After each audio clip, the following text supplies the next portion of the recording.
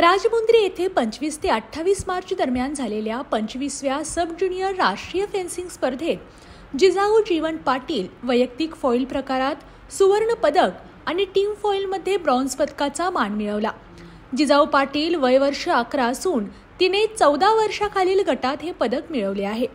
जिजाऊ पाटीलने उपांत्यपूर्व लढतीत बिहारची राजकेसरला 15-6 असे हरवले आणि अंतिम सामन्यात चंदीगडच्या चामोली रुबीला 15-9 ने जिंकून महाराष्ट्राचे नाव सुवर्ण पदकावर कोरले।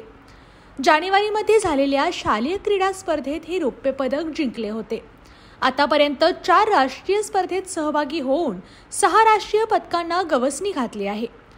तसेच 2022 रोजी थायलंड येथील आंतरराष्ट्रीय स्पर्धेत रौप्य पदक पटकावले आहे। फेन्सिंग खेळ प्रकारात सर्वोत्तम कामगिरी करत महाराष्ट्राचे सिरपेच्यात मानाचा तुरा रोवला। कुमारी जिजाऊ पाटील ही आसगाव या गावची असून अक्षरनंदन पुणे या मराठी शाळेची विद्यार्थिनी आहे।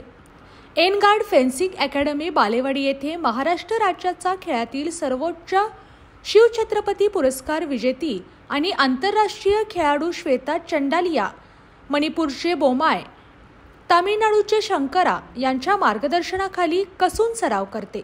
तिला भारतीय तलवारबाजी असोसिएशनचे अध्यक्ष आमदार सतेज पाटील यांचे मौलिक मार्गदर्शन लाभले आहे।